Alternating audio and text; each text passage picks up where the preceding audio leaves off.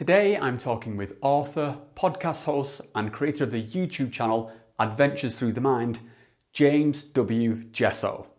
Now I'm relatively new to James's work, but I quickly became a big fan, and I want to say a huge thank you to those people in our mutual audience who recommended his channel to me.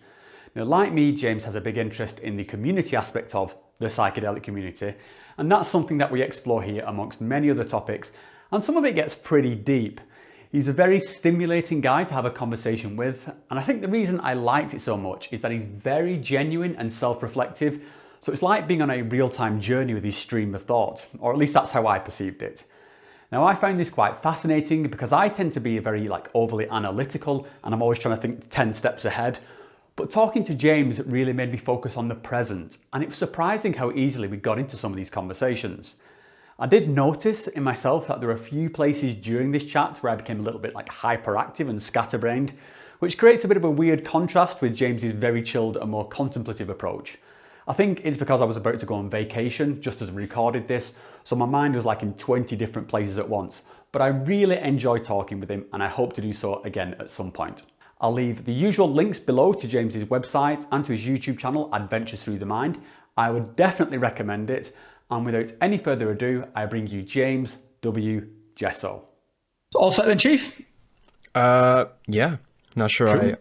I fit the description of Chief, but everybody fits the description of Chief, mate. That's the thing. It's very versatile. See, there's a few. I think it's one of the things about sort of the way, particularly in Northern England, when we use words, we use everything like a Swiss Army knife. We get a lot of leverage out of words. So chief, mate.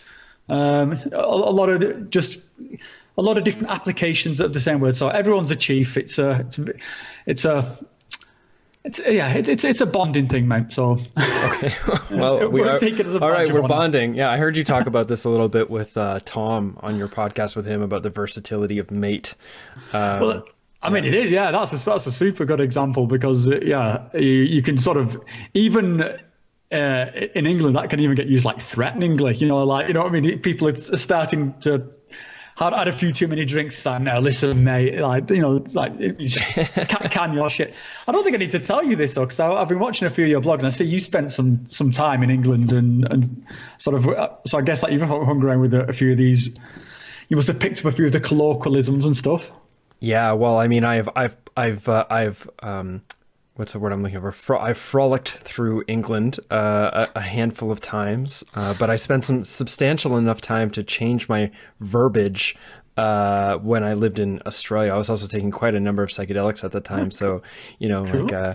The basic syntax by which I describe my relationships was fundamentally altered in a context of profound neuroplastic alterations in the midst of a whole lot of mates and fuck yeah and that's it, especially with Australia, the profanity level goes up even by English standards, I think, so they think it's a whole art form. yeah Cool. So I mean, I guess just for the sort of the people on my channel, probably a good start here would be maybe just to kind of introduce yourself and tell us a bit about your own channel and what it is you're sort of what made you want to sort of start a channel and get involved with YouTube and stuff like that. Mm-hmm. Yeah, it's interesting when I get asked this question because I don't really have a clear sense of how to describe that, and I know from a marketing standpoint that's a real mistake. And it possibly is, reflective or revealing about the psychology by which my choices are being made, which is that I don't always have a sense of what it is I'm going to end up doing, as clearly as I do in hindsight of what a thing has meant or what it has come to mean over time as a consequence of a series of unintended discoveries about what I thought it was going to be turning out to be what it actually is, which turns out to actually be something else over time. So in that sense, I could tell you how I came to produce the channel and some of the things that I think about it now. So the way that I came to produce the channel came out of a desire to talk about my mushroom experiences. I don't know if you've ever heard of this phenomenon of having profound psychedelic experiences and feeling like you need to tell other people about them. I've experienced it once or twice, yeah. But I ended up having quite a personally profound, as in like it had a profound impact. The gravity of these experiences re-altered or altered the very center of my life. But I had a profound series of experiences with psilocybin.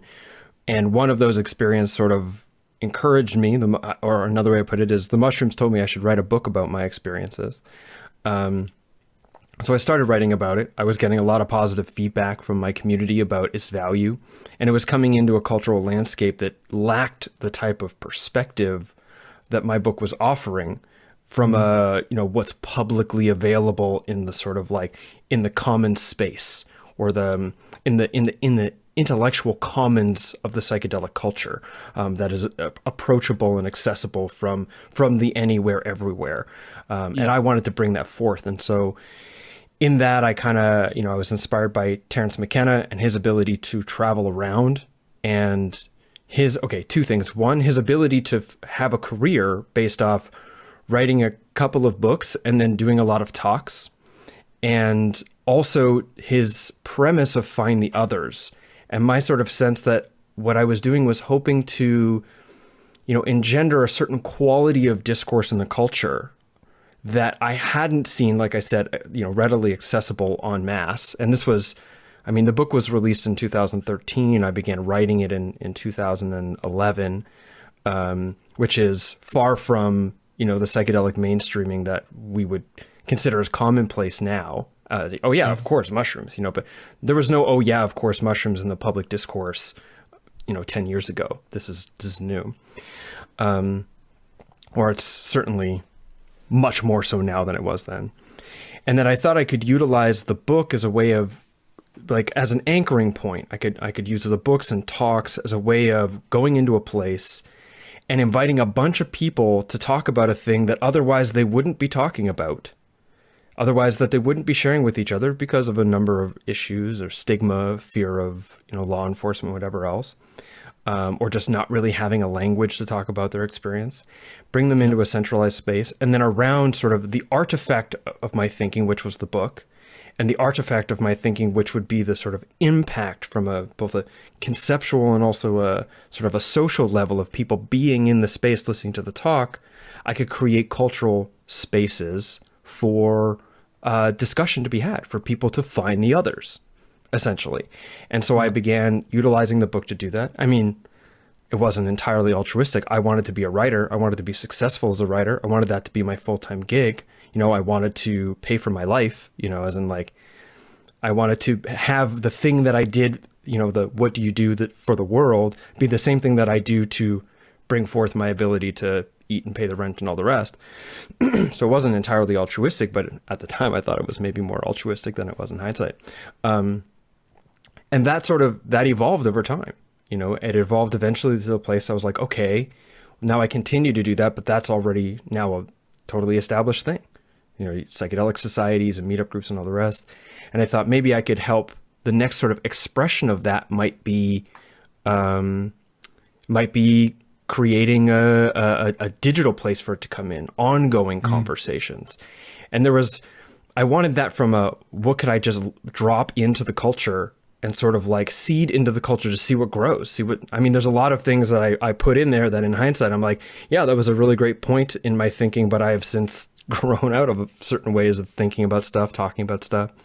But from a seeding perspective, but also from a selfish perspective of like, I would also get to have conversations with these really awesome people who I think are super switched on, and I could use my podcast as an excuse to do that. But I could also do it in a way where I'm kind of giving back. So I'm like shaking my own hand while sort of shaking the culture's hand. That was a fingers crossed. And that's how the podcast came about. And so since then it's just continued. There was also a sense that with Patreon coming in around the time that I started, I was like, whoa, I could stop doing what I was doing, which was my entire funding of everything I was doing was based on crowdfunding. I was like, yes, I want to make money doing this, but I want to make money from the sense of like, hey, I'm going to do this thing. I'm going to do it. I'm going to do it for free. I'm going to do it because I believe that it's right and good. And if you think it's a good idea, you can help me do it by helping me fund this project, right?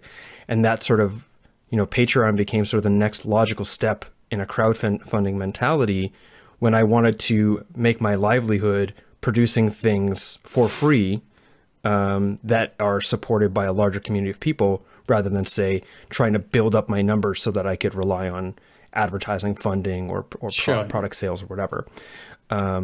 And so there was all of that. So in all of that sort of mess of sort of causation, there's some sort of magical thread, maybe like Stephen Buhner says around tapping into the secret kinesis of things in order to sort of find that golden thread and sort of follow it as it like both weaves and unweaves your life onwards through time. And the podcast is sort of an extension of that, coming straight out of my world being completely upended and regrounded through a series of incredibly intensive psilocybin journeys. Yeah. Yeah, I mean, it's a beautiful story. And just one thing that just popped out to me there, which I think, worth taking a moment to reflect on, is that you mentioned just briefly sort of tense mechanic there. And I often think, we have the advantage of this kind of technology that's sat in between us now. And yet, we often go and watch these old videos of Terence McKenna, who was doing all this kind of what you just described now and sort of what we endeavor to do, but yet doing it in a vastly different age with a vastly, what seems like more limited communications. And, again, but built these very strong community sort of connections and made these recordings, which have lasted time. And it really sort of highlights how incredible that was for him to do that through the 70s and 80s. But still with your own, so the journey that you just described, I think is a brilliant thing. And you mentioned at the beginning, it's not something you had a particular vision for, but I think that in itself is kind of its own vision. It's just a journal of your life kind of as it's unfolding and as you change with it. But I think the thing that came through to me there was, and I've picked up on this from watching some of your videos, you do seem to put this focus very much on building community and sort of, you talk about doing it through your book and using the book as a kind of a flag you could plant to then build community around. And I love that idea, and it's something that I've sort of toyed around with myself. And I think, just with sort of how I came across you on YouTube, which was only about a month or so ago, because some of my subscribers recommended, hey, you should talk to James.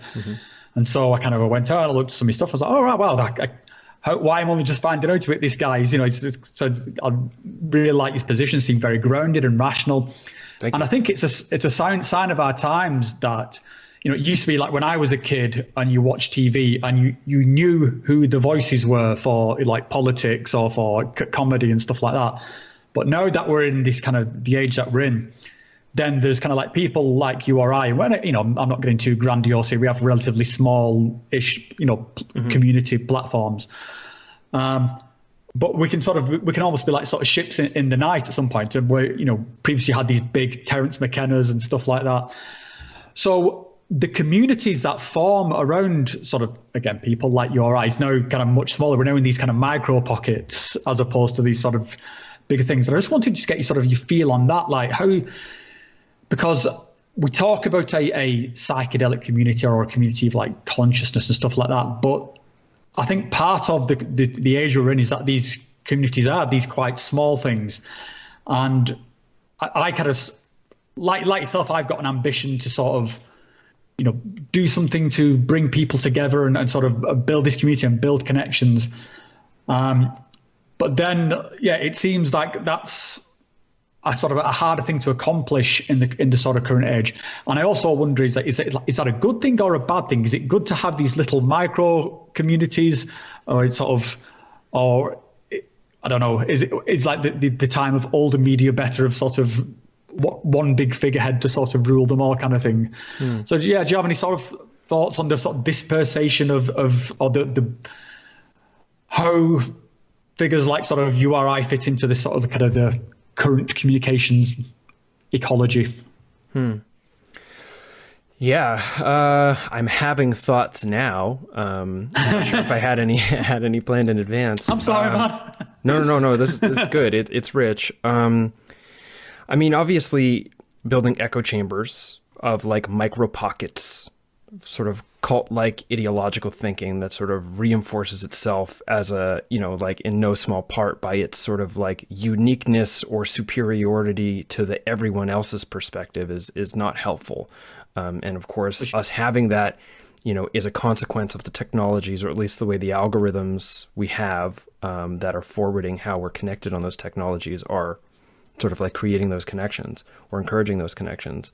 But then also we have this capacity to find people. What was the term I had learned a long time ago? To hyper niche and find these tiny little pockets of people who, are thinking and talking about stuff in a way that otherwise maybe you'd feel like a lonely island or wouldn't get a chance to truly and fully flush them out, because a lot of time this sort of dialect or dialectic process, the sharing it is an important part. The sharing it and the getting of feedback is an important part of coming to understand, how you really feel about things, and being able to openly talk about a thing that is charged elsewhere is a great way to get a sense of how you feel about that thing and to get feedback about that thing, and for your thoughts on that to grow and evolve over time. Now, again, there's a lot of issues there about sort of like echo chambering and sort of like self-aggrandizing or sort of ideological sort of like circle jerking around ideas and stuff. But then there's also a lot of concern around if it's not one way, the guilt, like the association fallacy says that if you're not in the right based on what is right, then you're in the wrong, which happens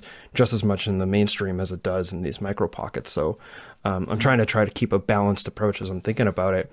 And then so I'm just kind of throwing out what's coming up after what you said. It might not follow one big larger, I'm not going to hold idea. To fire. It's a freestyle conversation. Just splurge it out. So another thought that came up there is around community. And I know there's a lot of talk about psychedelic community, and I have been, sort of like, I don't know if guilty sort of like comes with a tone, but I have participated in that kind of talk and don't intend to often, but community is like, or I don't intend to often now, but I have significantly in the past. But community is a very complex word. And what does it even mean to be in a community? Like we can be in a community because we all live together, and we can be in a community because we all ride bikes. And those are two very different kinds of communities. We can be in a community because we're like literally a shared ideological cohabitating sort of community of like a community of praxis towards the world that we want to see, or we could be a community because we all live in the same city, and what that means when you say community between those two things is very vast. And so I like to think that there are communities of people. So anyone that listens to my show is sort of like could have shared experience, shared interests that could create a community around that.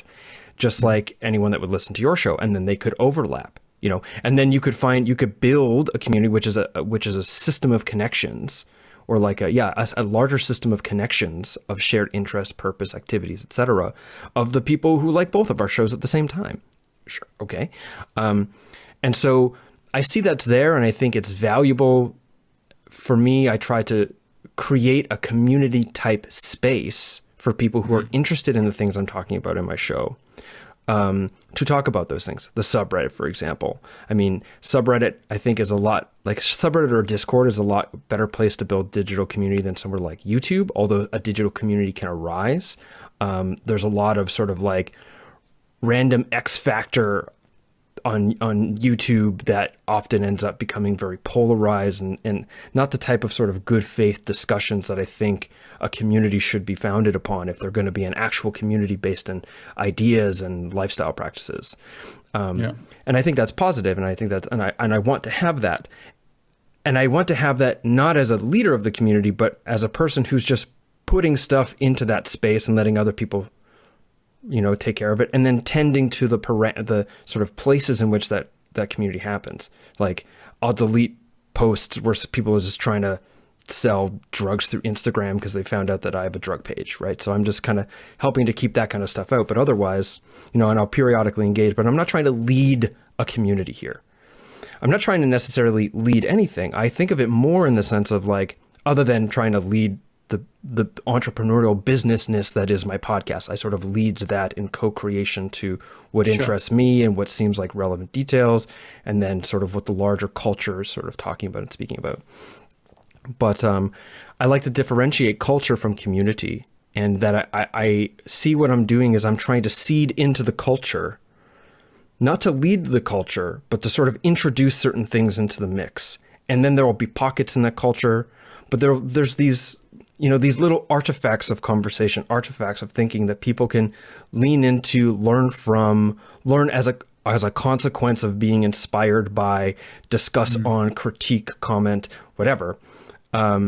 That might change the culture over time, might help contribute to microcultures. Like dubstep is a genre, but you'd be, like if you really wanted to be like, yeah, dubstep music, that thing, it's not really. Just like psychedelic culture. Yeah, psychedelic culture, that thing, but not really. Although I don't like to try to get too much into the specific pockets of whatever. I just say like, I'm creating content for psychedelic culture. It's about psychedelics. But I also think psychedelics should be about living. And I think a psychedelic culture, like any culture, if it's truly like a culture, can in some sense sustain itself. And so I try to introduce things that aren't just about psychedelics explicitly or whatever the sort of, I don't know, for example, I will bring in things that are about how to live a good life rather than just things about psychopharmacology or anthropology or whatever, right? So again, that's kind of confused, I guess, but I'm not sure. I don't think it's confused at all, man. I think I thought it was a very strange and what we talked about sort of not being a leader, and I would agree. I think that's the kind of the route to just get pettiness and infighting and stuff like that. I would, when I see your content, I think of you as someone who is driving the community or driving not necessarily leading. Again, not to keep referring back to it, but I think Terence McKenna is a good example here. I don't think he would have ever put himself on a pedestal and said, I'm the leader of this, but he was clearly driving it forward and driving it forward by trying to stimulate that community. And that's a kind of a model I myself try and follow. I don't think it's even possible to have a leader of these kind of psychedelic communities. And I am quite guilty. I do use that phrase quite a lot just because it's easy to use the label and think people know what you're kind of talking about. But yeah, I've questioned, like, is there actually a psychedelic community? I don't think there is, because the spectrum is so broad that really it's like your example of people riding bikes. It's like, well, what does that tell you apart from that they ride bikes? It's just people take psychedelics.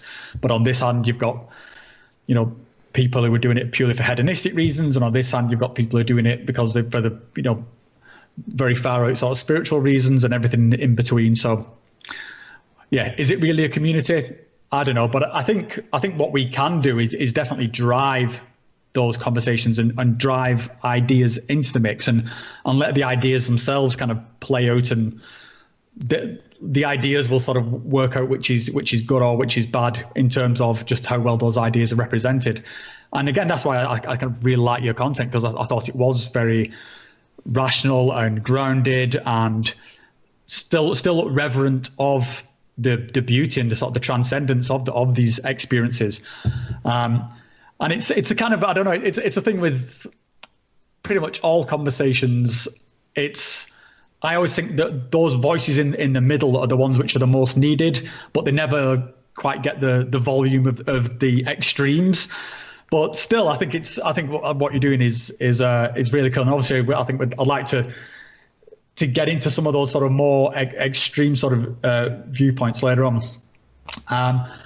But yeah, I was one thing I did come across which I wanted to talk to you about. Can we pause for a second, because I'm curious, but I want to speak to some things that came up as you're talking, which is please do this idea of driving and kind of like reflecting on how I had spoken about being a leader or not being a leader, and recognizing that a couple things. I mean, we can be a leader in a number of things, but I think when we're talking about leader, when I was speaking about leader, I had a particular sort of community role in mind. That role is the person who basically directs how people are supposed to behave, think, or engage, right? Yeah, I would agree. That's not the type of leadership I want, or I'm advocating for, or, you know, that I'm not like the captain of this community or whatever it is. But then it is, I mean, fair to say that, you know, I am helping to lead a particular direction of thinking about psychedelics in certain sort of pockets of the culture, because I am the captain of my own ship, which is the sort of like curative journey that Adventures Through the Mind is on. So that, which is the name of my channel or my podcast. So there can be leaders in that sense, and we can have sort of like sort of thought leaders, which I think are positive and can be positive. And I think there's a leadership in that sense, which I think is positive. Or maybe that's something like a role modelship. Maybe I'm confusing leader with role model here. Yeah. But I can so if I can just sort of, the way I think there is so there's leaders, and you know, if you think of sort of the leader, we're thinking of, you know, for the extreme example, which for hopefully most people, you know, this is the Sauron, this is the one ring to rule them all, this is your typical, you know, so that there's that kind of leader. But then I think that there's people who are absolutely, you are leading your community, and you are clearly leading your, you know, your podcast. But I think the goal of that is to inject content and ideas into the sort of the culture, and you're not necessarily saying that this is right and this is the fact, and hey, everyone get in line behind my ideas, and going out there like, you know, wagging the finger at people. Hey, if you're not following my podcast, then you suck, or you know, you're just not, you know, you're not enlightened, you're not spiritual or whatever. So whereas some people definitely do take that angle, and will sort of try and club people away. Like, if you've not done this drug, then you're not really part of this. If you've not done this, if you don't subscribe to these ideas. So I think that's where I would draw that sort of line between, you know, the leader, as in, you know, we could think of like a militaristic dictator style leader, which I think you're definitely not. And I think that is what most people in the sort of, you know, psychonaut community, again, if there is such thing, would sort of repel against. But ideally, leaders for ideas, I think, are definitely needed. And I think that's the sort of the niche I would see you fill in. Yeah, I guess it's a matter of what type of leadership we're driving for or moving towards. Like, I am looking to be responsible and engaged and of integrity while leading my show, leading my content, leading my own life, right? But I'm not necessarily vying for leadership of others, if that makes sense. So if other people, in hindsight, you know, if other people want to attribute a leader status to, you know, what I'm doing in the culture, okay, sure, right? But that's not necessarily what I'm vying for, you know, not as a part of my goal set anyways, not consciously. Maybe there's some deep inadequacies somewhere in me that I'm not able to see because they're very shadow, and I think I'm doing a good integral thing, but I'm actually just trying to validate my own sense of inadequacy by being special in some way or another, which has, to more or less degree, found itself into my life from time to time. And in hindsight, I'm likely to find more of it where I thought there was less of it at some point, you know? So, well, that's a Jungian trick though. Once you become aware of these things, then you can't help but go looking for them, and then you sort of, it's dig forever. I'm good friends with someone who's a Jungian psychoanalyst and a psychoanalyst, and it's difficult once these concepts enter the sort of conversation to turn it off sometimes, you know, and so you're constantly analyzing yourself and others, and every conversation goes through this filter. So I think as long as it sounds like you're aware of that. And I think, as with anything in this sort of space, you know, no one's going to be a perfect human being. We're all going to sort of make mistakes, but I think it's the ability to introspect and, you know, am I doing this for the right reasons? Was I out of order then? Should I have, you know, could I have handled that better? These kind of things. I think that sort of introspection is, you know, is the sign that your ego is in the right place, that there is some sort of balance there.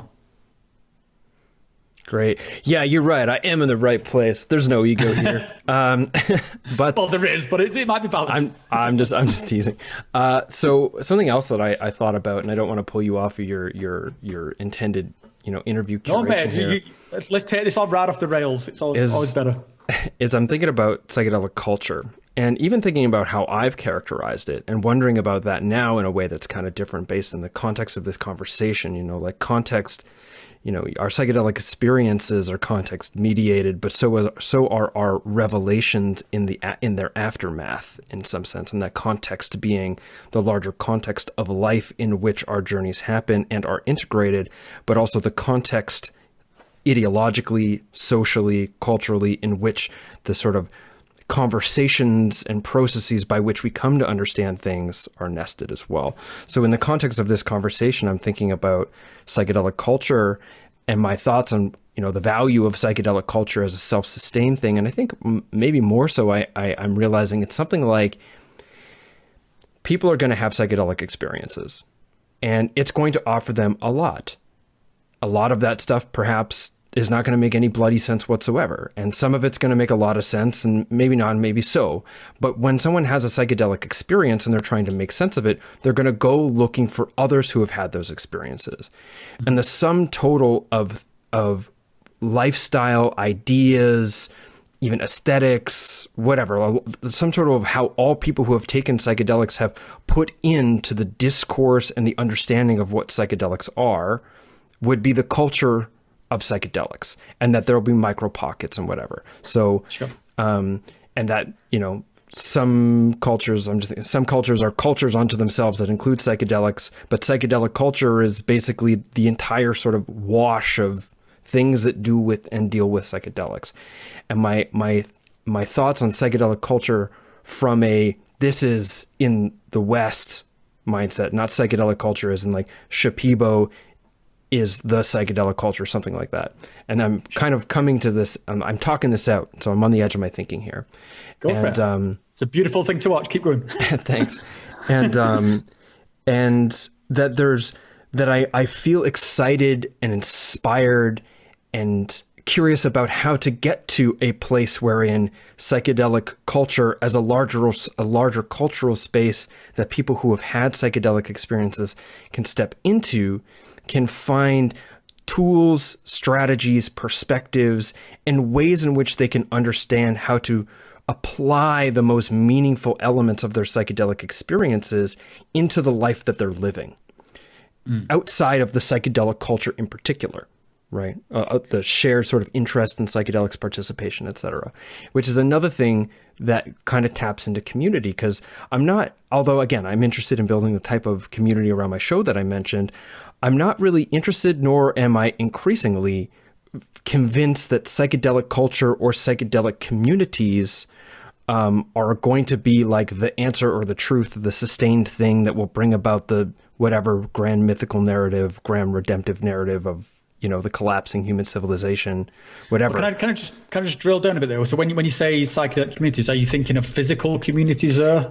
Yeah, I would agree. I don't think that's the model that when we talk of psychedelic communities, I'm certainly envisioning some sort of like, a literal physical community of housing and stuff like a Shipibo village, for example. Although certainly that is an example of a psychedelic community that works, because I think that community is not built purely around psychedelics. It's a village that just happens to be in a psychedelic culture.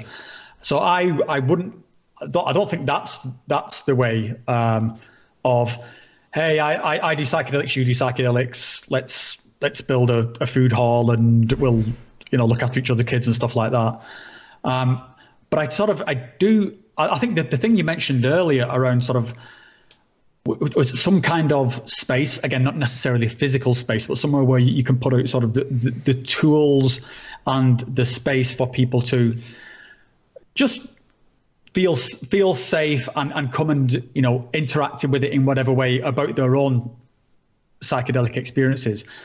But the thing that I struggle with, I guess, a little bit there is that I'll just repeat a little bit of what you said. Somebody goes and has a psychedelic experience and they want to talk about that experience and they want to try and fit this into their life somehow. And like myself, I'm working a 9-to-5 job. I've got a wife and 2 kids. I'm not fishing on the Amazon and just living in the jungle or anything like that. So I've got a normal life. And I think this is probably the story for many people. So they're trying to fit this amazing experience into Western society, to put it simply. And so I think, this is what kind of what you're talking about. You want to provide sort of resources for people to be able to do that. And I want to do I had that same kind of goal. I want to put the thought tools out there so that people can integrate these experiences, gain something positive from these experiences, not necessarily get lost in these experiences, sort of be able to do something with it that gives them a better human experience. And and that human experience might be that maybe you have to go back to work on Monday and get you have to sort of go and look after your mother or whatever other parts of your normal mundane human life go on. We can't all just disappear off into the Amazon and sort of spend 3 years living in a Shipibo village. But so that's kind of what I want to get to. And I think as I mentioned, the bit I kind of struggle a little bit with is that I think sometimes you do have to drive these kind of thought tools forward. I appreciate the words I'm using here sound absolutely terrible but I can't think of anything better for them at the moment. But because it is very easy for people to get lost in these experiences, and it is very, very easy for people, I think, to come out of these experiences. People can take them word for word, literally. People can, come to destructive conclusions from them. People can start feeling detached from their friends and family because of they feel like, well, nobody relates to this. So I think that's something where I when I think of the conversations and the tools to inject into the culture, that's the kind of things I'm thinking of, is how can I help people rationally and process these things in a grounded way, so that people are not becoming just forever gazing at the horizon, lost in the stars, and completely missing what's going on around them. Does that make sense? Or? Yeah, it makes sense. And I'm having lots of thoughts on it too. One of the things I was getting to say there before you had brought your thoughts there was something along the lines of, I'm interested in introducing into the sort of larger cultural space these tools that you're talking about. Maybe if we were to flesh it out more, we'd find out more or less where our ideas and the tools that we were offering are, more or less harmonious with each other. But is less about how to build psychedelic communities and how to live a life involved with exactly where you are in a way that the psychedelic experiences inspires you to live a richer, fuller, more beautiful life inside of the choices that you've made and the things that are most meaningful to you, which might be fucking off and going to the Amazon for 3 years, for sure, from your life at your job. And it might be actually just learning how to be a better father or learning how to be a better partner. So I think that's a big reason why I focus a lot on the psychotherapeutic lens and the sort of relationship angle, because I feel like those are just universal tools for anyone who has like a Western cosmology, is coming to learn how much sort of distortions in our psyche distort our ability to be in relationships, and what the possibilities are for healthy relationships, and what role sort of coming to understand and sort of clear out some of those psychological distortions can play in building those relationships. The extent to which I'm not sure yet. We'll see, I guess, in the long run. But again, this is the edge of my thinking right now. I'm really kind of going there. So I'm really interested in the comment section of this video to see what people point out where they felt like I lost track, or the ideas I didn't speak to or almost spoke to or missed. Because I think that's also a way in which we learn. And that's one of the ways that I'm trying not to be a thought leader in the sense that I'm leading everyone's thinking, but so much as I'm trying to think in a way that invites people to have conversations that help me think more clearly at the same time, by getting feedback from people who are paying attention, switched on, and like coming to point out the holes in what I don't yet understand, or see, whatever it is. So, yeah. I think honestly, man, I love these kind of conversations. I think something like this where people can just blurt out into the marketplace of ideas, and because there's not, you can certainly come to these things with pre-scripted sort of thoughts or arguments, or and just sort of make a case. But I think these make for not particularly interesting conversations. So I mean, yeah, please continue to sort of freestyle and just throw ideas out there, because I think these kind of conversations then can bounce off each other, they can sort of feed each other, and you end up with something that was, perhaps a lot different from what was imagined, which I think is a really sort of cool thing. Mm-hmm. There's something you just said there which I wanted to mention, but it's slipping my mind for the moment.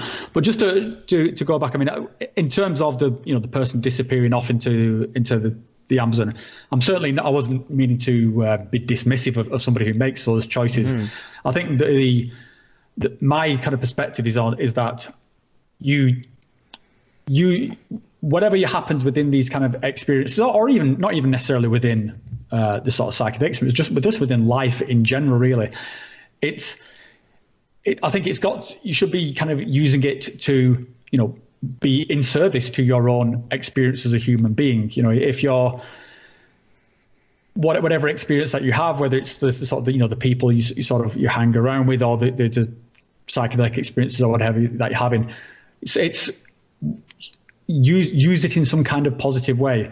And, if I wasn't married and with 2 kids and was 20 years younger, I would definitely disappeared off to the Amazon and gone and spent 3 years, in a Shapiro village. That sounds awesome, but I'm at a different place in my life now, and I do have the responsibilities of a parent and of a husband, and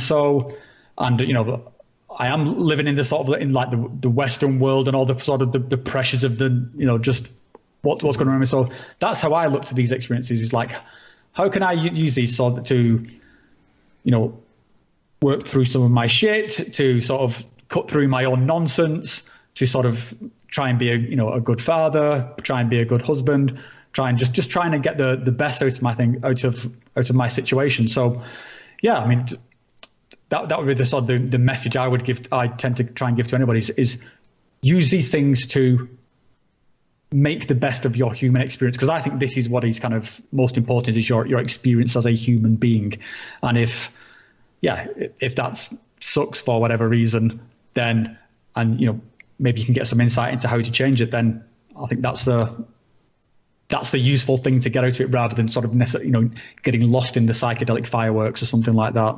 Mm-hmm. Yeah, I think it's a couple things. One of which is the idea of like throwing things out into the marketplace of ideas. We also have to be responsible with that, and I think that's something that you have in mind, although you didn't speak to it explicitly. Is that being people who other people listen to, it's our responsibility not to be irresponsible or flippant or dangerous, in the sense of like creating harm by being flippant or irresponsible in the things that we say and the way that we talk about stuff. So that said, and I feel like based on listening to your show, that is just like an implicit sort of basis upon which a lot of your ideas are shared. And what was the other thing I was just going to say there? Oh, also, I think that there are all sorts of different ways to take psychedelics and all sorts of things that we can get out of it, and that's different for different people at different times in their lives, in different cultural pockets, and what works for us could just blatantly, from like a sense making perspective, could just blatantly be completely off base for another person. And for sure. I kind of try to keep that in mind too. I'm not trying to speak so that everybody listens and understands. I'm trying to speak in a way that is understandable, so that those who are, those that it makes sense for can make sense with it, rather than whatever. And even that for myself, it's like the language around that comes itself. And I want to be mindful of this too, sort of comes from this generous, compassionate place of being like, yeah, I want to help do good for the world, and this is the way in which I can do it. But then there's also that sort of like slippery slope, which is where the responsibility comes in as people in this position in the culture of being a leader in certain areas of thought, is to not fall into the sort of like messianic, like I'm here to save the world, I'm here to make psychedelic culture a better place, I'm here to whatever. Mm-hmm. My thoughts are like, and maybe this is something similar for yourself, it's like, I'm here to do whatever my part is, and I think at this point it's this,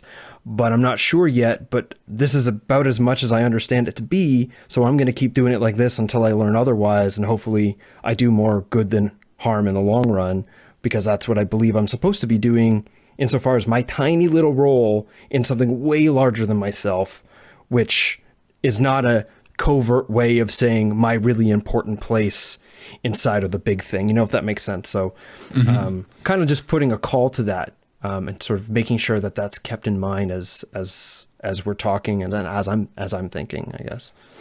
As people are listening.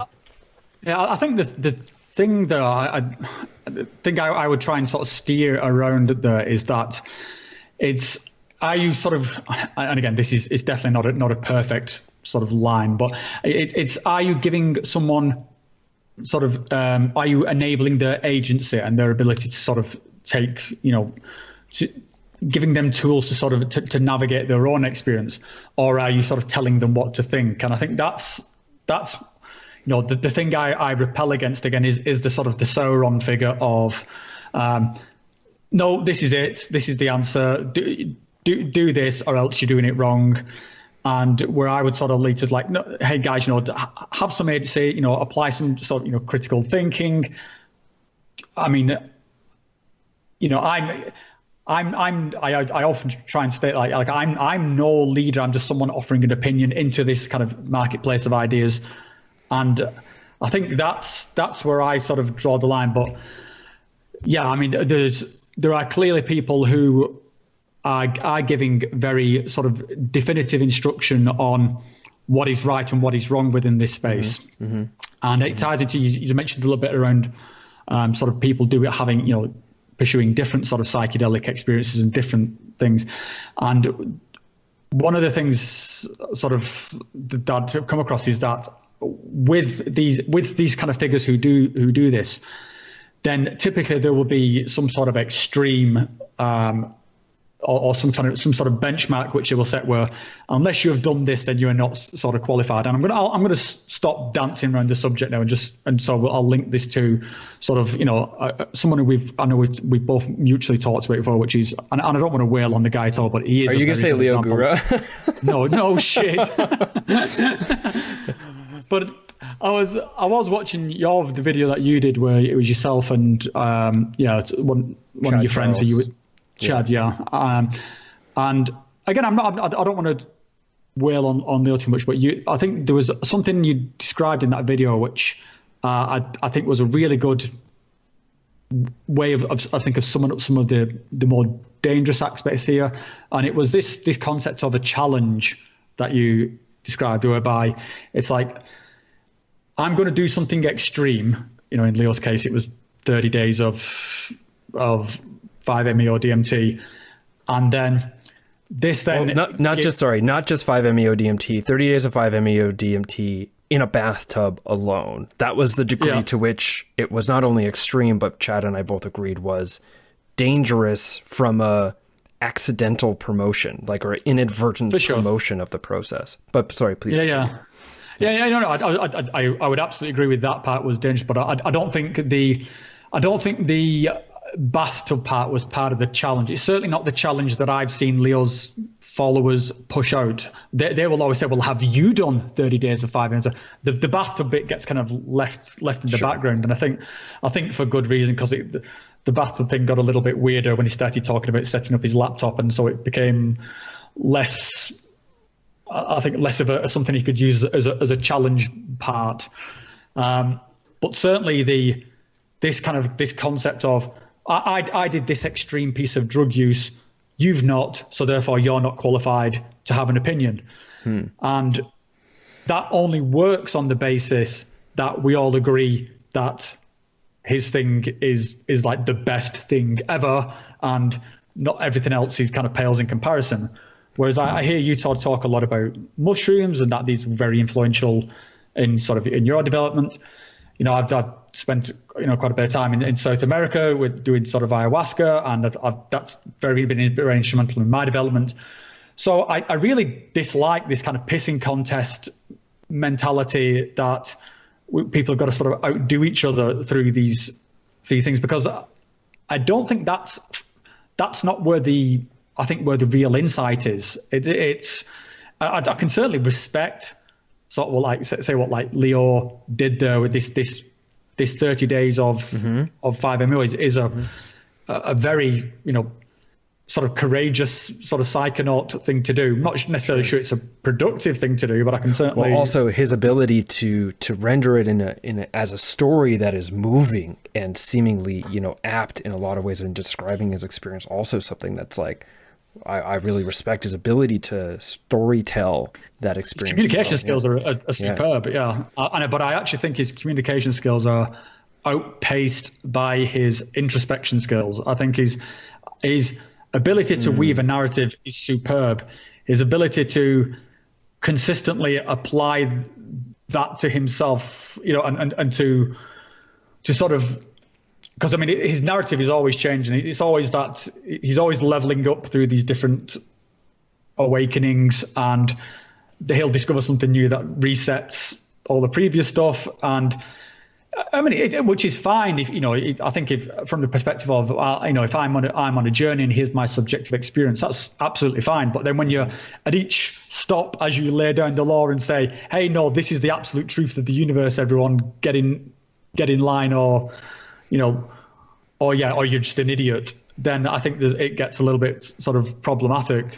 Yeah, I mean, yes, I'm not sure what other commentary I have to offer to that. I mean, the behavior that you're describing, I think, can be problematic. But I believe that you were getting on a point towards something about the danger of the implicit challenge provoked into the community. Yeah. The challenge of like necessary to accomplish in order to have a valid perspective on what is true, which was defined by the parameters of what he states to be truth as a consequence of his experience. Is that kind of what you're pointing at? Well, yeah, there's two parts to that. One is there is the danger aspect of it. Doing a lot of any substance, within sort of short space, there is inherent risk there, and certainly as in that particular case, there was the extra risk of what you mentioned around the bathtub. But then I think there's an intellectual risk as well in just that this kind of mentality of, hey, if you've not done this, then you can't compete, you can't contribute, because you don't know, you just don't know, James, you don't know what lies beyond 30 days. So yeah, pat you on the head. You come back when you've done that, and then you'll be on the level of God Emperor Leo sort of thing. And again, it's only by this benchmark if we all agree, well, that's the most powerful thing. But I think, if I find it would sort of ridiculous that if I was going to sort of put out there that my entire credibility depends on, hey guys, have you guys done 12 back-to-back, ayahuasca ceremonies in the Amazon jungle with the Shapiras? Well, I have. If you've not, then you just don't qualify. And then we all have to, who agrees that my thing's better? Hey guys, have you done sort of like, daily 6 Doc Campbell sessions every day while staring at the sun, with a feather stuck up your ass? It's how do we come up with these hierarchies of what leads to the most spiritual or enlightened experience ever?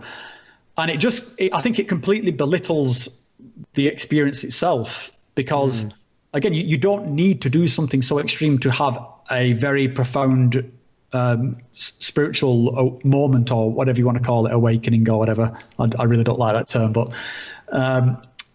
so yeah, I think the danger there is just in the promotion of more and bigger equals better, more profound. Yeah, I can appreciate what you're saying there. I can recognize that. I don't think I have enough of an opinion right now on Leo Gura to confirm nor deny that what you're saying is an accurate description of him, although from what I understand, it seems pretty accurate. And what you're saying, separate from Leo, seems to make a lot of sense to me. So yeah. Cool. I just briefly mentioned Cambo there, and it's something I don't actually get a chance to talk about much. And I saw from one of your blogs that you'd sort of done a Cambo on a few occasions. And I was watching this blog, and there's something I thought was really cool that you mentioned. And I think this was on your last trip to England. I think you were talking about, and you're saying that you were going to do Cambo,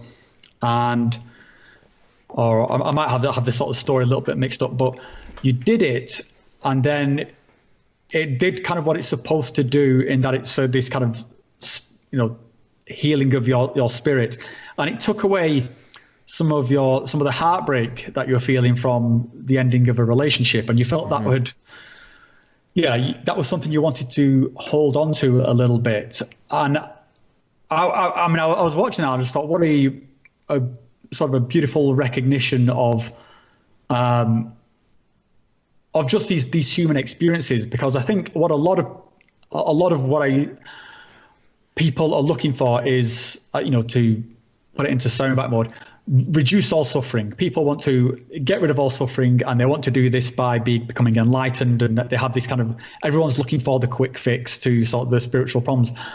What you were saying in that video was like, no, actually, I want to feel this pain. It's important. It's part of this experience. And that's something that I think is very, like I say, it really resonated with me, because I was sort of troubled by the loss of my mother at a very early age. She committed suicide, and I'd come to realize as I got into my sort of around about the age that I am now, that this was something I hadn't dealt with, and I wanted to feel it because I knew I hadn't felt it before, and it meant something to feel it. And again, this can sound sort of quite almost like masochistic or something, that you want to feel, you want to bodily experience these griefs and these heartaches.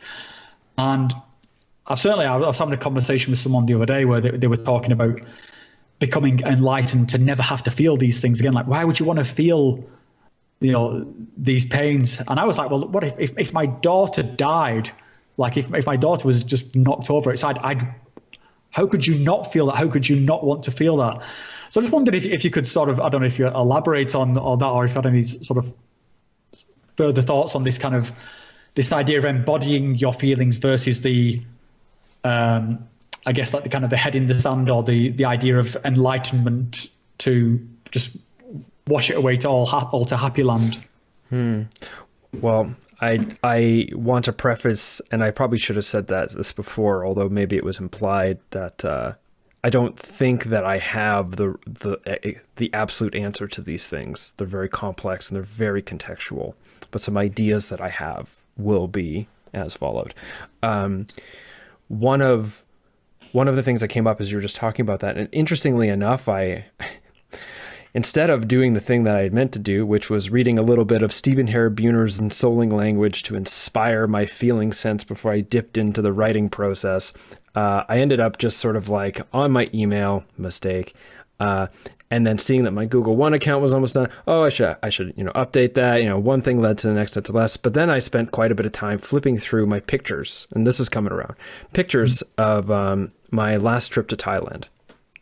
And I had a beautiful experience there. Not always easy. Actually, at one point I had like a total collapse of an important part of myself. And actually, maybe this goes in. And I was reading Robert Augustus Masters' Spiritual Bypassing, which for the listeners, if you haven't read this book or aren't aware of Robert Augustus Masters' work, it's a very, I personally think he's, for me, one of the most inspiring people I have for understanding my spiritual journey as a gross human with farts and fights and, like strivings and bliss and all the rest. Mm-hmm. And I was taking pictures of the book, and one of the pictures I took was a quote that said something like, he described like complete liberation of all pain and suffering. And he said, this is a dream. This is not a dream to be striving for. This is a dream we should be striving to awaken from. That using spirituality in this way is ultimately using spirituality like a tranquilizer rather than something that awakens us. And at the time, one of the things that I was there in Thailand to do was to study sexual qigong, sexual tantra, something that was very important to me. And on some level, the essence of it is still important to me, but that's maybe a whole other discussion. But reading his book, I had come to recognize, I was painfully affronted by the recognition that the very foundation of why I was there to study sexual qigong was rooted in a positive thing and a negative thing. And but it was ultimately coming from the negative side. The positive thing is that I desired and am called to sexual experiences of profound intimacy and of potency. The negative thing, which was the basis of why I was there, really, the shadow part that I wasn't able to recognize behind the glaze of this like heightened spiritual experiences I was seeking, which I still think are very valuable. So I'm not trying to ridicule that as I speak it, was that I held in myself a profound amount of sexual shame of inadequacy, of performance, of the meaning of my sexual, that it needed to be this ultimate, speaking to what you said, it needed to be this ultimate spiritual experience in order for it to be valuable, which is in direct opposition to my participation in pornography at the time. So it's like the delusional paradox there, or the paradox between these ideas is affronting. But when I recognized that, I was like, oh my God, like, why am I even here? And what I realized is that if I truly want to have, if those heightened, deep, powerful sexual moments of deep sexual intimacy is what I'm looking for, then the only way to get there is to first come to know what it is about myself that I was so deeply ashamed of. If I really wanted to step into the type of powerful intimacy that I was seeking, I was not going to get there making that intimacy all about altered states, sexual pleasure, entering altered states of consciousness that brought me into oneness as a way of evading those feelings. But a deep sense of oneness coming through the conduit of being truly vulnerable and intimate with myself in a way that allows me to reveal that to and with another, which can't be done if I'm just there to learn how to channel my seminal retention, channel my arousal energy into peak consciousness, right? And so that's sort of like maybe an anecdote to talk about, what you're pointing to. And to talk about this Campo thing is that, and I'm going to maybe speak a little bit about the death of a person. And I understand, and it's very sensitive, sure. And I apologize to you if it comes off as uncomfortable, or anyone listening. I'm not trying to make light of it as I speak openly about it. I'm just trying to go for it. I think, I just as a sort of thing there. I think these conversations, I think we're all agreed that we're talking about human experience, and that death is a part of that. Again, I'm very not happy, but I'm open to talking about things around sort of suicide and things like that. It's yeah. So again, don't worry about it. I think I would say the audience probably agrees. Sure. Yeah. And at the same time, these are powerfully destructive experiences, as in they can completely destroy how your sense of what's okay with the world. And talking about, the power and positivity of embracing those feelings can sound kind of like, what's the word I'm looking for? Could be characterized in the accusation veiled as an inquiry of, who the fuck do you think you are telling me about my experience? Okay. So, and I want to be mindful that as I'm talking about these things, I'm not trying to tell people what their experience should be, because the pain of these things is not something that we design ourselves to be really good at. It's going to devastate you nonetheless. And that doesn't make it easier simply by the fact that we're ready to let it devastate us. Or that it should be easy, or whatever it is. So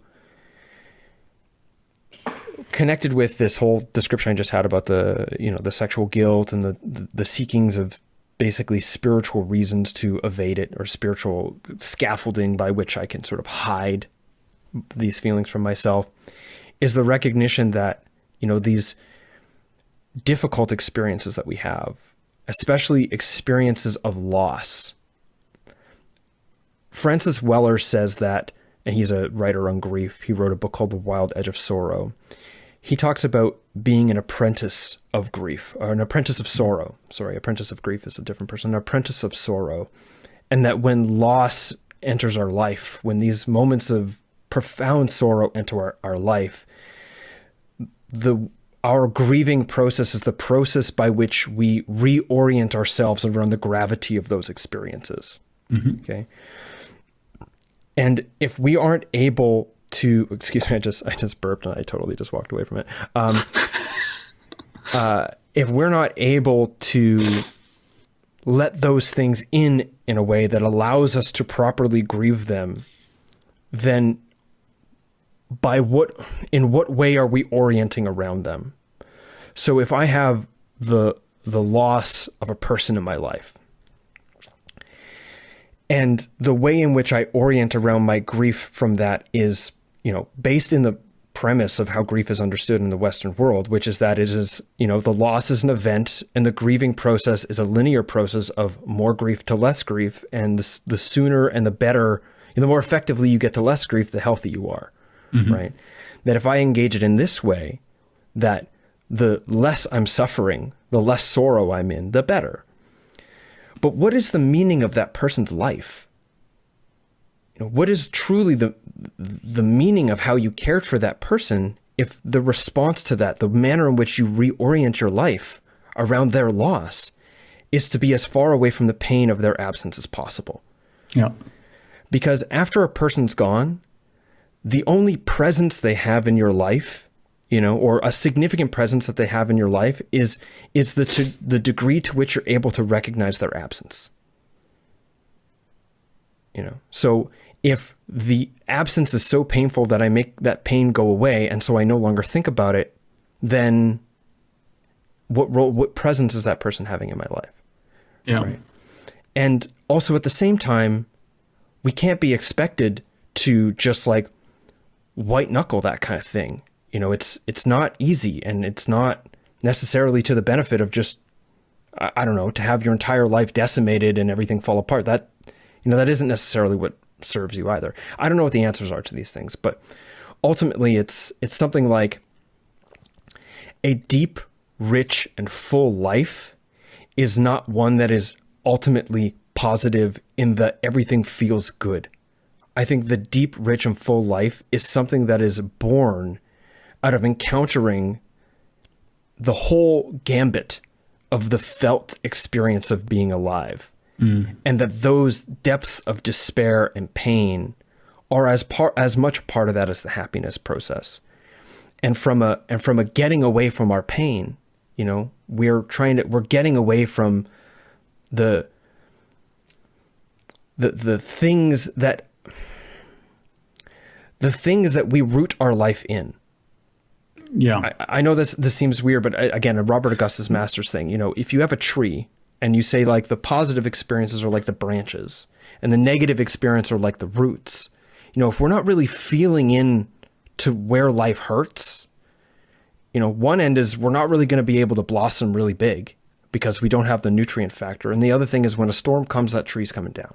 Yeah.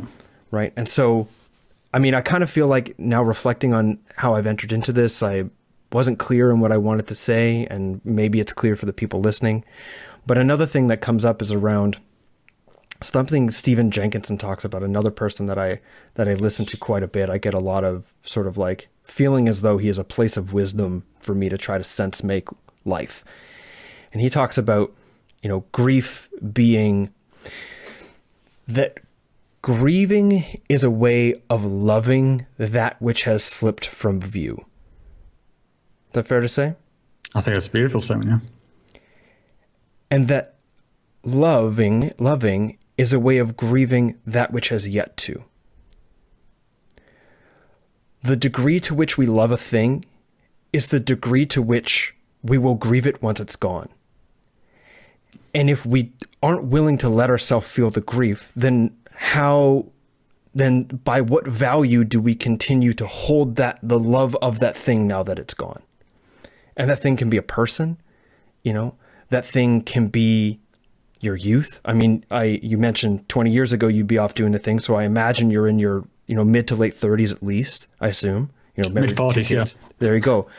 At some point you must have come to recognize that the 4 or 5 days out, late night with your friends, the carefree, like sitting on top of a hill, you know, like watching the sunrise, sort of coming down, having a drink, that sort of freedom, that sort of like, at some point you got to recognize you'll never have that again.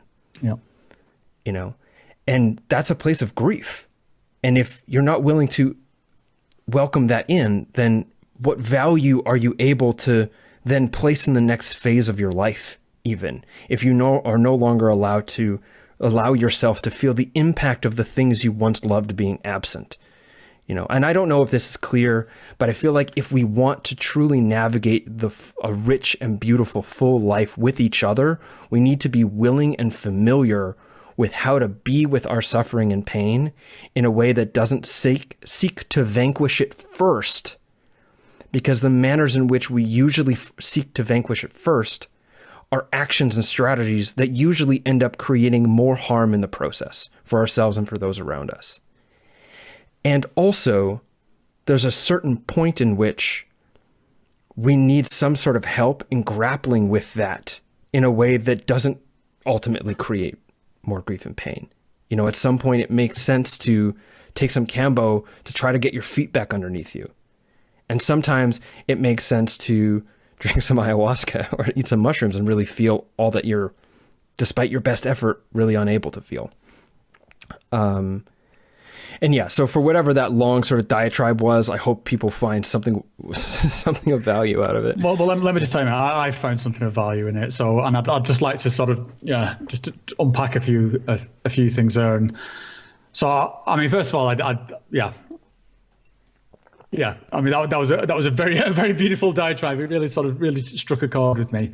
I think the thing, I don't like to use this particular word, but I think really what people should be aiming for is acceptance. You've got to be able to accept the sort of that not your life's not going to be pure bliss or pure sort of happiness, or at least not in the way that sort of people think that it's going to be when they're looking for these kind of quick fixes of, you know, if I do this, then it will solve all my sort of problems.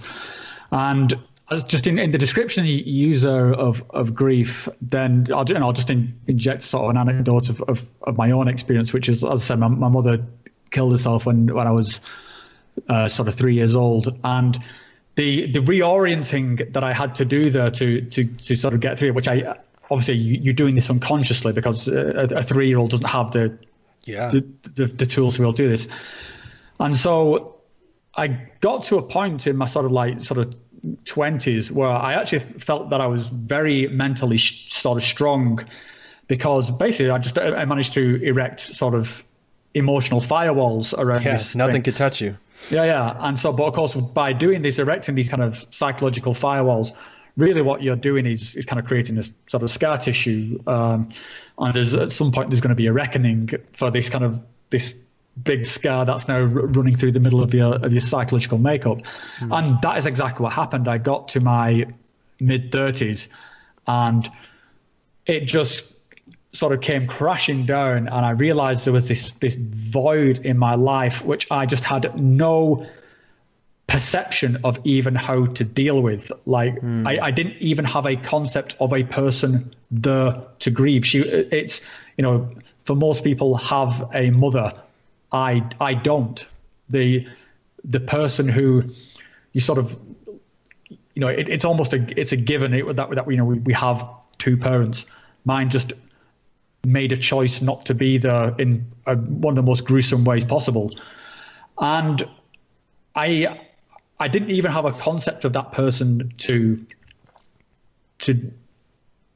know what I was dealing with. But I knew there was something, I recognized that there was something that I need to deal with. So this is why one of the reasons I started looking to ayahuasca. So I went to do these retreats to try and how do I understand here what is even missing? And I knew when I went on those ayahuasca retreats that these were possibly going to be some of the worst moments of my existence. I knew this was not going to be a fun time, and I was absolutely right in that regard.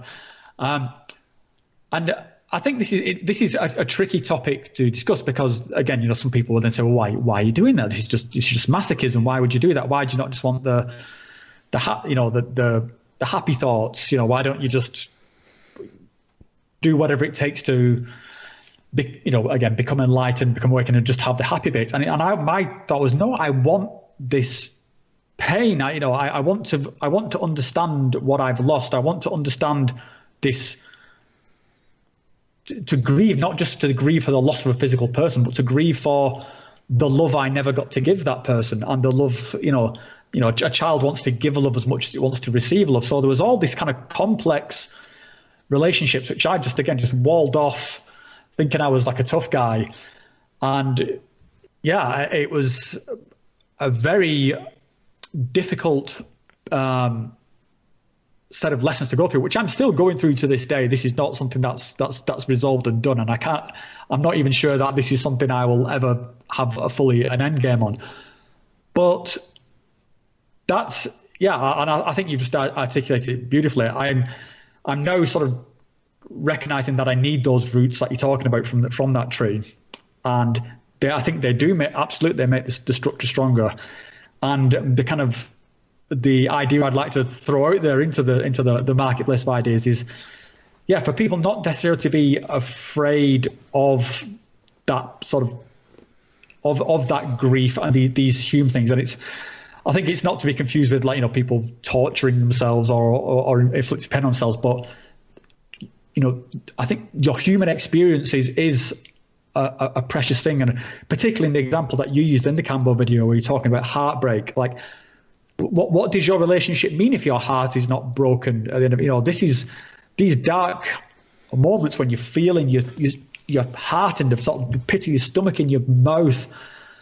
When you reflect on them, particularly if you think, most of us can reflect back on something from our teenage years and think, these were like beautiful moments of the first moments of heartbreak, the first moment you got your heart trashed by somebody. But you recognize that there is something beautiful there.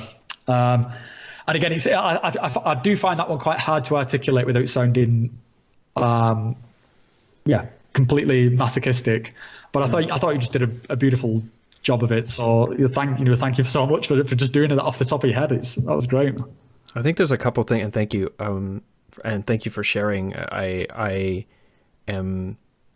I'm so sorry to hear that you had to go through that experience as a young person. That's just like, it feels like just such a incredible tragedy for a small person to have to grapple with. There's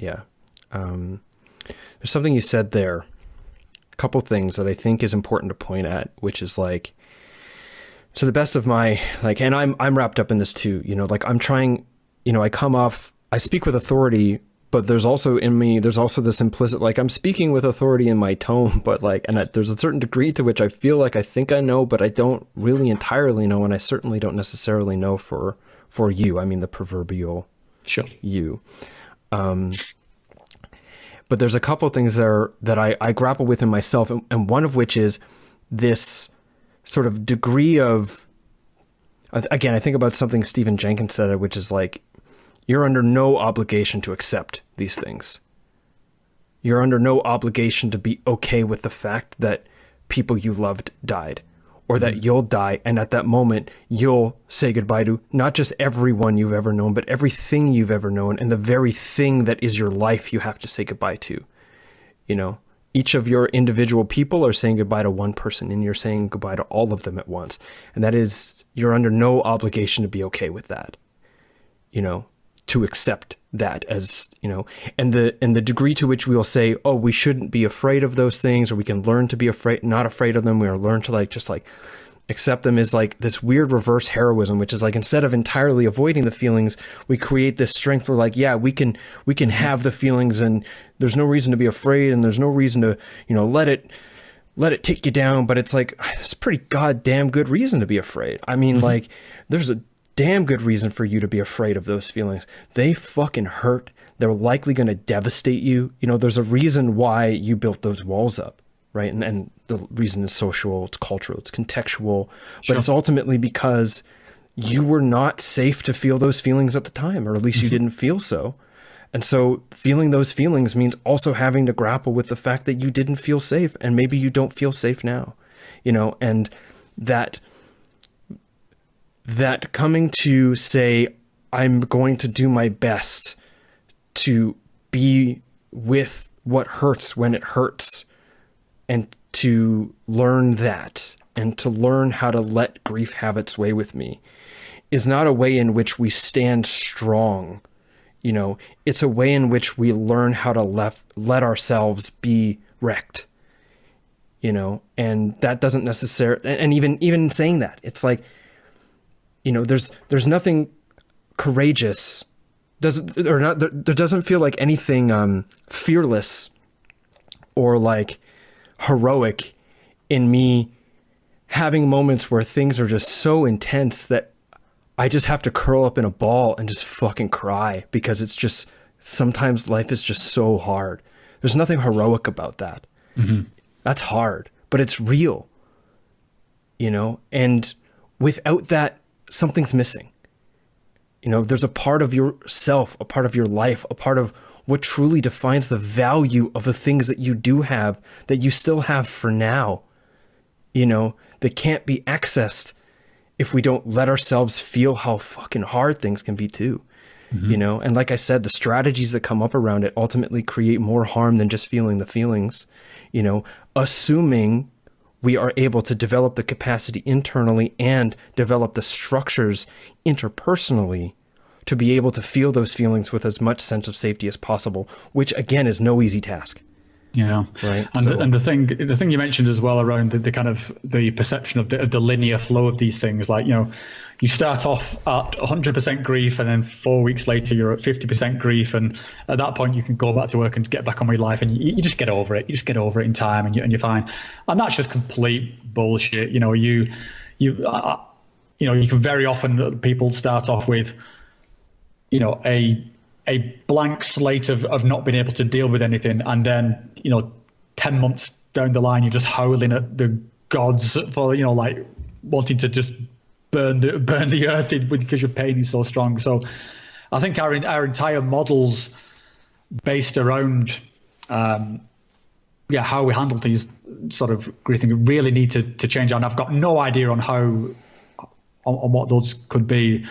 I think, you know, particularly in terms of how the mainstream medicates for that, and this is not an attack on sort of on the mainstream medicine or anything, but, you know, certainly there was a situation where my, you know, me and my wife, we lost a baby, and, you know, she was understandably devastated, and so, you know, she just handed over a jar of pills and said, you know, take these, and she wasn't depressed. She was grieving. She was going through unimaginable pain. But yeah, the sort of the answer is take these antidepressants and come back in 4 weeks. If you need some more, I'll give you some more. And that's just completely a messed up model, and something I think we're going to have to address. And maybe that's something that can come up as part of this. I think that is one of the things where psychedelics can help. It's certainly something I've seen on ayahuasca retreats, is being able to just tap into these veins of grief or sorrow or whatever, and just let it sort of fly out. And it's gruesome. It can be, yeah. Especially if people are not sort of ready for how deep those things can go. And I probably wasn't at first, but I definitely found it incredibly beneficial.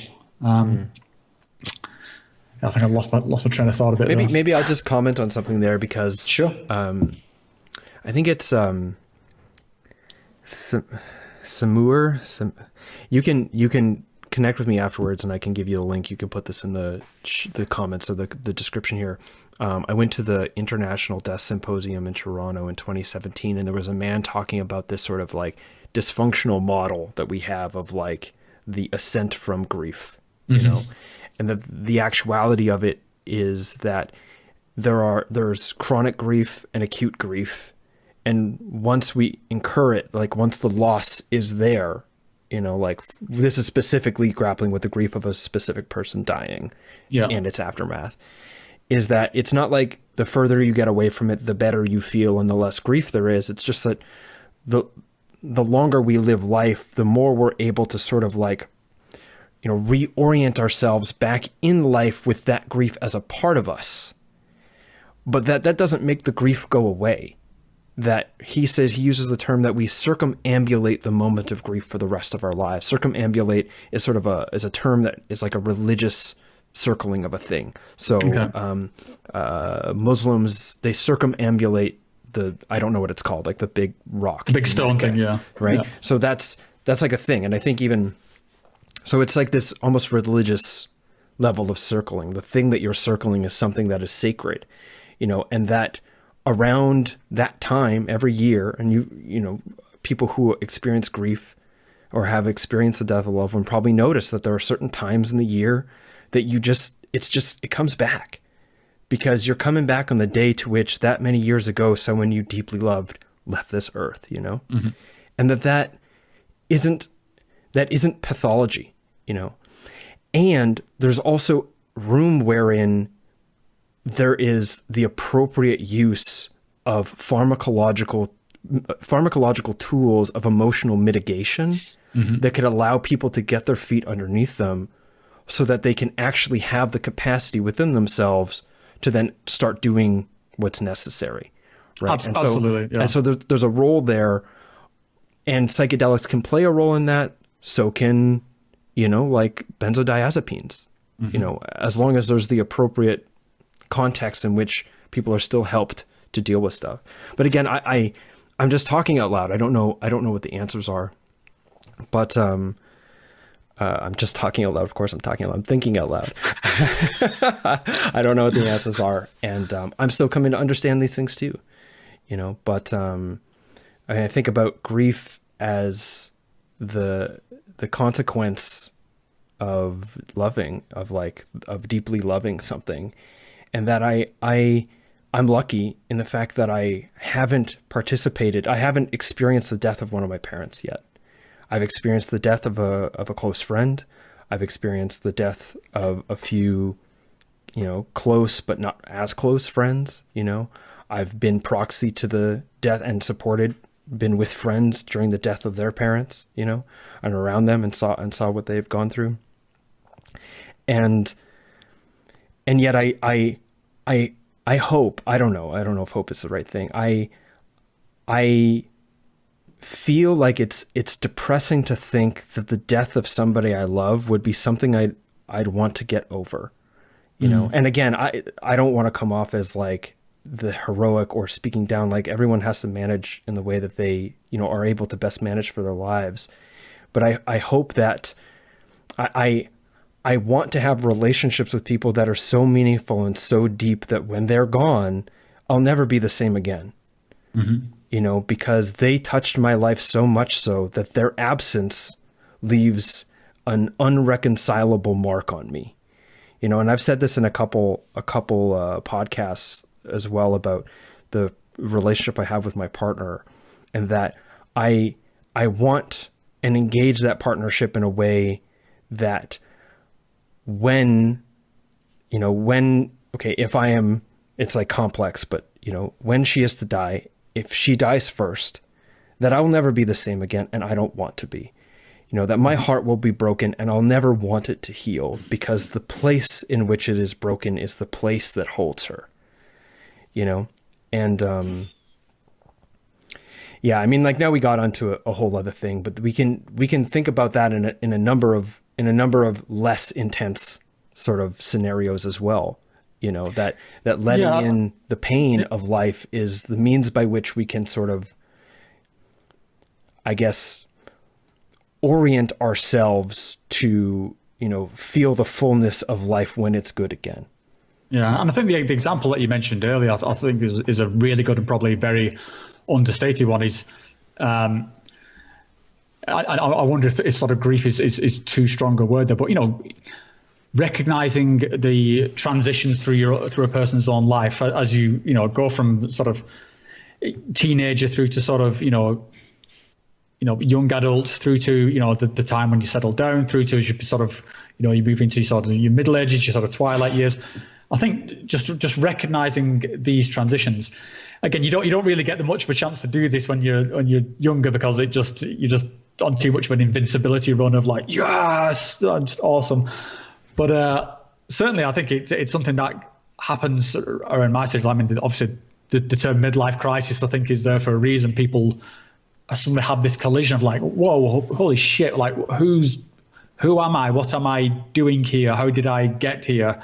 And I think being able to have these sort of tools and sort of reflect on it, think, oh yeah, okay, I need to make pace with that. I'm not a young buck anymore, and whatever I thought I was going to have accomplished by the time I turned 30, maybe I'm not now, or maybe I didn't. I just didn't realize it. Maybe I sort of, maybe I didn't make the best of those times, or maybe I did make the best of those times, and I should be, grateful for that and use that to orient myself for the next phase of my life. So I think these kind of emotional landmarks are sort of very easily swept under the carpet in service of this idea of everything should be blissful and happy and enlightened, as it were. And if we just to sort of shift the gear a bit, I mean, did you have any particular thoughts around the topic of like enlightenment? Is that a thing for you, or what does that mean to you? Or yes, I have some thoughts that are coming up, or we'll see what happens when I start talking about it. But one thing I want to point out is something about just to end, something about building relationships, that the structure of the relationship is a place wherein we learn to feel safe and hold each other in difficulty, which requires to a certain degree learning how to hold it in ourselves, but also the recognition, and going back to Francis Weller, is that like grief is too much for any one individual, and that if you are alone in it, there's no shame in recognizing that it's too much, because it is, and that, again, even in myself, as I talk about it, I notice sometimes I go into this is how completely inadequate I realize I am to staying strong, and how I don't actually want to. There's like a whole lot of psychological stuff. And then there are other moments where I'm like, kind of come off as I'm like, yeah, the thing, you do the thing, and you just pass through that grief and you just let it hurt you. And that in and of itself is the way in which, despite my best efforts, the defenses still come up, Well, and I think this both is also, of those things are true. I think, I think it's not exclusive. You do have to surrender to these things. I mean, again, this is true of sort of grief or even like a psychedelic experience. You do have to sort of kind of have a certain gung-ho of, just go and do it. But in doing that, then I don't think there's anything necessarily wrong with like cowering and howling and sort of, and realizing how much this is affecting you. And I think that there was some quote I was reading somewhere. It was around sort of, soldiers in combat or something like that, and that the heroic ones are not the ones who are completely fearless in the face of danger, and who are sort of diving into combat, sort of guns a blazing like Rambo or something like that. It's the ones who are absolutely feeling that fear but do it anyway. They know that this is the kind of the job they are giving themselves to do. So it's not like, yeah, come on, what's wrong with you, you pussies, let's go do it. It's the ones who are like, shit, no, I'm absolutely terrified, but let's kind of go. And I think that's the mentality to have around these things. There's sometimes you just got to get shit done, but you can absolutely feel the gravity of that situation as you go into and react accordingly. But it's a kind of a bit of a, it seems like a bit of a contradiction, but I don't think it is. And it's also, it's also so much bigger than what either of us are able to speak to in the time frame that we have, or even able to understand through the lens in which we're presently understanding it, in the context in which we're talking about it, which is just you and I emergent by what's happening. There are pieces missing. There are threads dropped. There are things yet to be revealed. There are things yet to be understood. There are things understood that won't make sense to later, or only make sense in hindsight. So there's a lot there. It's very complex, and I think it's important to hold that too, because all this talk about death and grief and all the rest of it, we're talking about it as if we have a sense of the thing, and each of us have a sense of what that thing is in us, and what we both feel maybe makes more or less sense from a healthy, processing, good life situation. But also these things, grief, death, love, nature, these are all things that are actually way bigger than our ideas about them. And our ideas about them, they also have no stock in what our ideas about them are, ultimately. They show up as they are, regardless of what we think or feel about them. And we just try to figure it out, and hopefully, and we're trying to figure it out here as best we can. And there's a beauty in that. I think that is the absolute beauty of these relationships, or these conversations is, everything that has just been said, I think is completely through our own the lens of our own subjective experience. None of it's right, none of it's wrong. It's just that's kind of it. And I think somewhere in this conversation that I've certainly found some value, and I'm very grateful for that, James. And hopefully, I guess the thing that we aim for with these kind of conversations in putting them out is that somebody else will also find some sort of value. And but I think, and I certainly think people will. And I'd said, regardless of whether they do or not, I definitely have. So thank you for your stream of consciousness. Thanks. Before I move on to your enlightenment, I kind of said that thanks as though passing my way of trying to not accept the graciousness of your recognition. So I'm going to take that back. Thank you for that. You're welcome. Before I move on to the question that you just said about the enlightenment, maybe I'll just, for the listeners, the people who I mentioned, in case you want to sort of dive into their ideas, who are by and far, in my opinion, hell of way more authorities on the subject than I am, as I try to reiterate what I've learned from them, is Stephen Jenkinson, his book Die Wise, Francis Weller, his book The Wild Edge of Sorrow, and also I remember the name Samit Kumar, his book Grieving Mindfully. Although Samit Kumar's YouTube videos are very lo-fi and not super engaging, his work is really beautiful. Because chances are we're first going to look up on YouTube, who are these people? Those are people. Oh, and Robert Augustus Masters' Spiritual Bypassing and Transformation Through Intimacy are places of inspiration and people who I am inspired by, and where I was talking is coming from. So those are places for follow-up for your listeners. So enlightenment, I don't know, really. I don't think I'm enlightened. I don't think I understand I think I sometimes have a sense of what people mean when they say enlightenment. I'm not convinced that's what enlightenment is.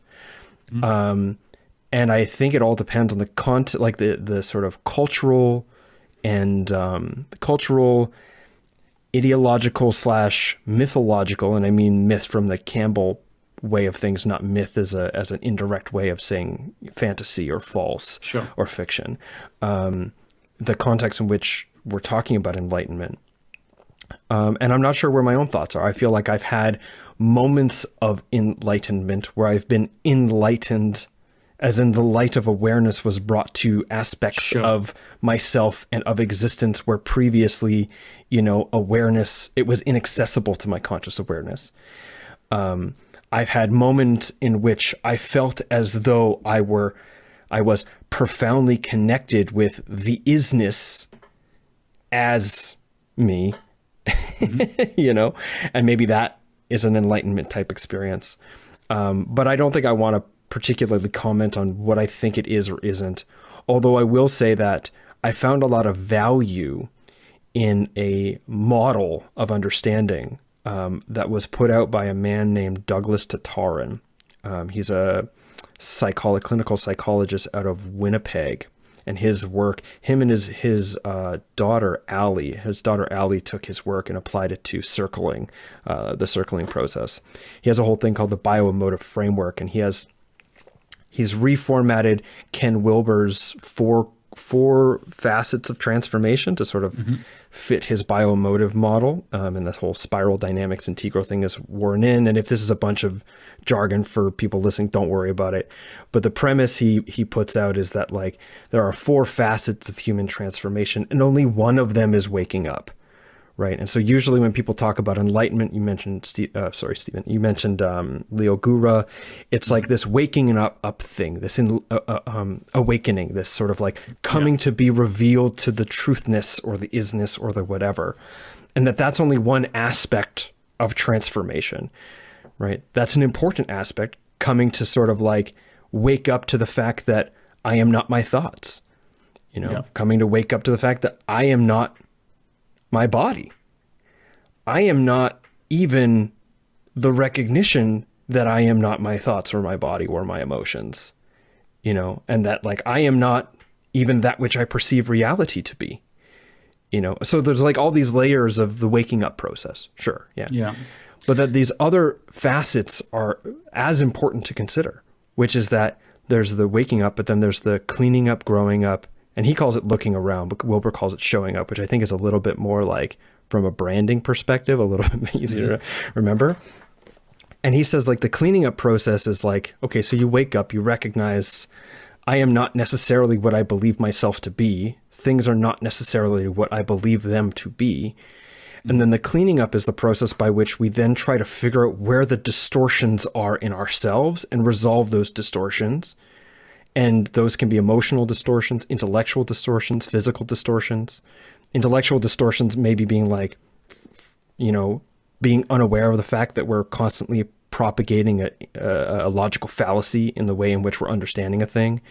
An emotional distortion might be, constantly carrying around some, he calls it accidental conditioned history from our past, which becomes like the frame by which we interpret all events therein, even like all events closely related therein, in a way that, it disables us from being able to actually recognize what's really happening. We're just seeing our own sort of like our own stuff being projected onto it and then believing that to be why that person did that thing. And that's why I feel this way, this kind of stuff. And then we need to go in and clean that stuff up too. But that we also need to grow up, and that growing up is the way in which we sort of update ourselves and our engagement with the world as a consequence of who we think we are and what we think things to be, grinding up against what reality actually is. And that we need to sort of accept that we didn't really know, that we weren't really doing a good job or whatever it is, and sort of update that in accordance to living the life. And that is the growing up process. And then looking around is where we develop the skills to perceive and engage things that otherwise were inaccessible to us. So for example, we could develop the skill of recognizing body language, right? Which was otherwise invisible. We could develop the skill of sort of working with energy in some way or another. We can, as in like walking into a room and being able to like feel things out, navigate and even engage other people based on how things feel and recognize what you're bringing to it and seeing if you can, like calibrate things differently, which to some degree or another, possibly energy workers are attempting to do in some way or another. Although I don't know, I'm not going to speak with authority on that because I don't know, that's a whole world that I once dabbled in, but don't want to speak to. But it also could be in a way in which, shamans learn to see things and perceive and engage things that otherwise are invisible to us, but have actual impact in some way or another. Be those things spirits or I don't know, So his 4 facets of transformation, Douglas, the Tar, and bioemotive, I think that to me, although it isn't an answer to your question, it's a way in which I'm trying to sidestep and say, I don't really know, but I think that this is a good model for which I have come to understand how much I didn't recognize about what enlightenment is and isn't. And so possibly that's a place for your listeners to find some value too. Yeah, I think that sounds like a model I would, just based on that short sort of condensed version, is something I would agree with. I think the way I see it being used within the sort of psychedelic discourse is really as enlightenment is the end game. This is the end game, and you get there as fast as possible to, again, with the goal of zero suffering. This is, you launch your yacht onto calm seas, and then your feet are up, and it's like la la la la la, and life is golden after that. Mm-hmm. And I'm not convinced that's. I think this ties into this kind of this drive-through spirituality that I've talked about. I think that's not necessarily it.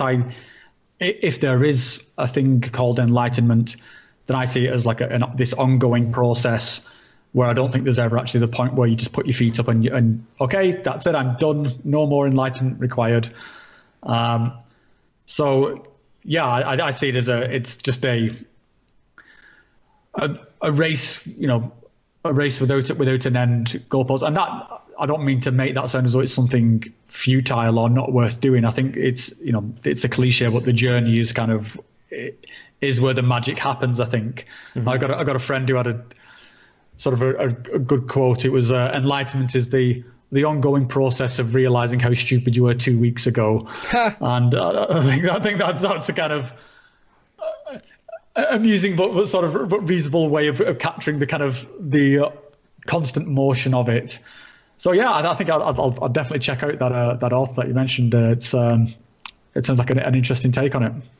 Yeah, I mean, the thing is like enlightenment is a loaded term, so there's the Buddhist enlightenment, and isn't necessarily the enlightenment that isn't, Buddhist as in like specific Buddhist like sect, I think is the word I'm looking for, that pocket of Buddhism, like Theravada Buddhism.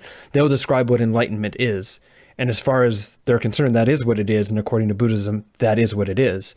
But I think there's some sort of like fast and loose sort of like hodgepodging in modern culture, modern Western culture, modern Western, the dominant unculture of North America, you could say, or the Western world. Mm-hmm. That's just like a hodgepodge of stuff, and then throwing it together and being like, it's this, and then trying to apply it. And that very sort of like, it is the conquest. It is the conquest that is the arrival upon the ultimate. And that the sooner, the faster, the first, the better. I think that that's a distortion maybe, and a distortion that doesn't actually lead to a better life, or a richer life or a fuller life. If I thought of it, even going back to sexuality, if I said to you that the apex of the sexual experience is the orgasm, and the faster you can get there, the better your sex, okay, but then what about, and that the sooner you get there, the sooner you can be done, is basically like me saying like the best sex is the stuff that you get where you come quickly and never do it again, rather than recognizing it's a whole long journey in which we're in an intimate exchange with a life that is beyond us, that is comprised, of a person. Yeah. But it's comprised of desires, wants, needs, boundaries, expectations, likes, unlikes, like that there's this complex being that we're in a relational dance with, and the journey together that we come through and wave through things that include orgasm, is the way in which we sort of encounter and explore and get to experience the richness of the sexual exchange, including perhaps, like love and romance and like deep bonded intimacy and all the rest, right? And that even itself being a part of a larger system of relating with another person. And yet it's not necessarily another person. It's all of life, and everyone and everything, not just people, that we are engaging with, that we are being, touched by, changed by, and that we are touching and changing in turn. And all the complexities that go around that. And to think that there's a one-shot place that we can go, and that the faster, the better we get there, the better we are in order to have achieved the goal of the human experience, I think it's a fallacy, and I think it's wrong. And I could be wrong, and I'm ready to be told that I'm wrong. I'm ready to disagree with people. I'm ready to be exposed for the fact that my thinking was wrong, and so I have to go back and readdress it. But that's my thoughts presently. Yeah. Well, I mean, I think that's an awesome analogy, and I'm probably going to have to steal that one from you, James. Right. No citation needed. Please go for it. Yeah, because I mean, again, it is something that pretty much all of us can relate to the sexual experience, and yeah, we recognise the value in putting something extra into that beyond the faster, quicker, in the shortest time span possible. So yeah, I'm definitely going to poach that one for you. And I would say that that's probably a good place to wrap it up, James, because enlightenment is the end, so we might as well end it there. We've made it to the apex of the conversation. Until the next reincarnation. I just want to say, I'd like thank you so much for the time to have this conversation, James. I think we started at the beginning that this was a conversation to go off the rails, and I think it did go off the rails in the most spectacular way possible. And it's one that I'm certainly going to sort of enjoy rewatching and sort of reflecting on. And so really thanks a lot, mate. A big fan of your work, and I'll keep watching. And please do send me that list of authors just so I can pop it in the description and so people can follow up for it. And yeah, I think that's probably a good place for me to stop recording. Okay, well, Rob, thank you so much. I really appreciated this conversation as well. So thank you for having me on the show. Thank you for doing what you do. I really appreciate your the work that you're putting out on YouTube. And do you mind if I do a little thing to tell people where they can find me, or is that something that you add into an outro? Look, James, after all your spiritual talk, please go for it. The floor is yours, mate. Thank you. For anyone interested in following my work, my channel's name is Adventures Through the Mind. It's also the name of my podcast, which is my channel. And you can find everything that I do, including my writing, videos, podcasts, and lectures that I've given that are recorded and put online at jameswjesso.com. And that's it. And I'll include all links to that in the description below. So yeah, once again, thanks a lot, James, and I will bid you good night, sir. Goodbye.